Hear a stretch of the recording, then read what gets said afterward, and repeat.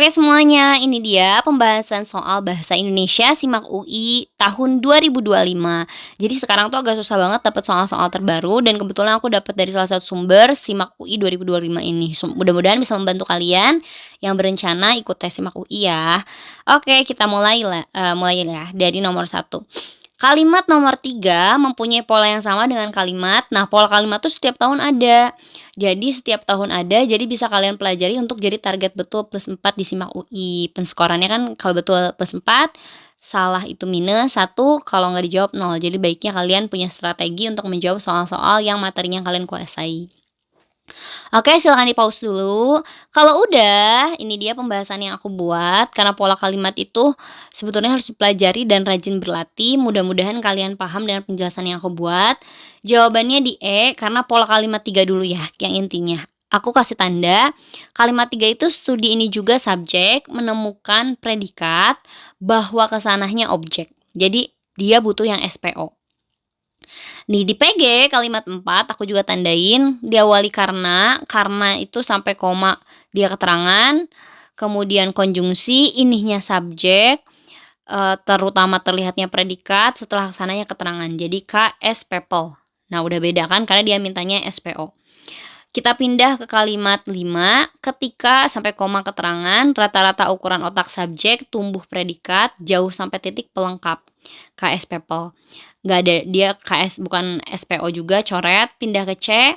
C itu kalimat 6, memahami bagaimana otak berubah dari waktu ke waktu pada manusia, subjek 1, karena kalimatnya dia majemuk. Sangat penting predikat 1, tetapi konjungsi, sangat sedikit predikat 2, studi yang kesananya S2 atau subjek 2.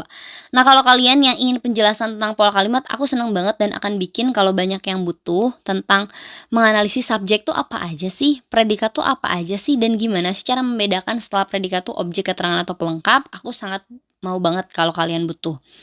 Di kalimat selanjutnya, ada di kalimat 7, hasil studi ini subjek menambah predikat, pemahaman kita objek tentang kesananya pelengkap.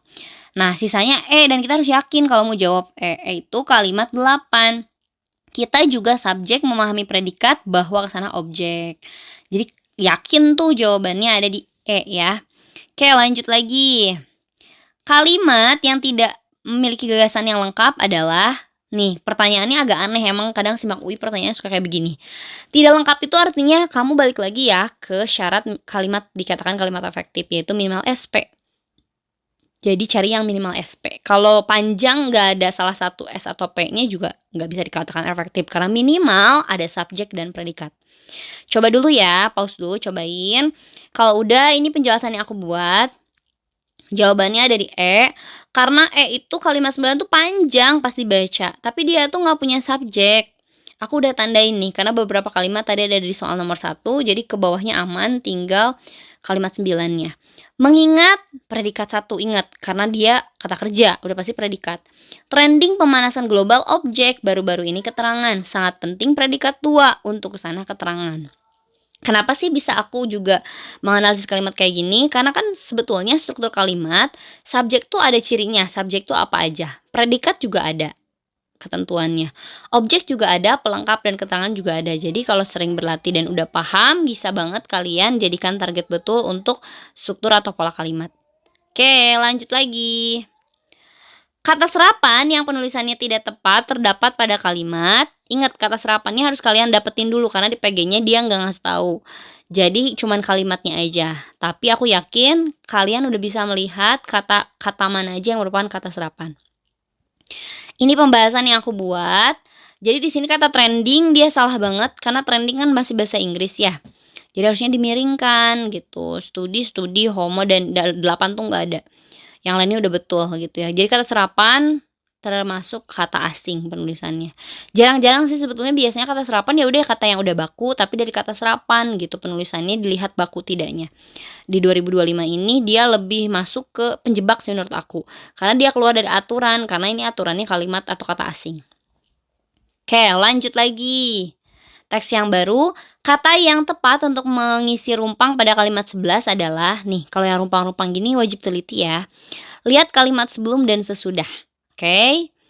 Karena di sini pasti PG-nya banyak pengecohnya, seperti yang di nomor 4 ini. Oke, kalau udah, ini pembahasan yang aku buat. Nggak banyak, aku pembahasannya cuma dikit aja. Karena di sini ada kata 15 menit, maksimal ada 15 menit, artinya kan kaitannya dengan waktu. Tapi bentuknya bukan makna waktu. A salah karena dia maknanya waktu, B nggak berkaitan, D nggak berkaitan, E kurun waktu. Jadi yang paling tepat di sini C, yaitu durasi.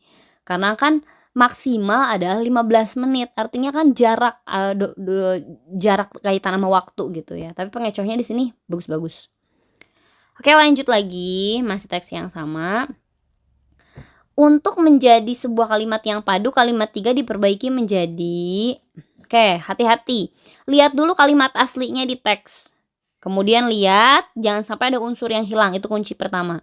Kedua, kaitan sama konjungsi. Konjungsi udah tepat belum penggunaannya. Oke, ini pembahasan yang aku buat.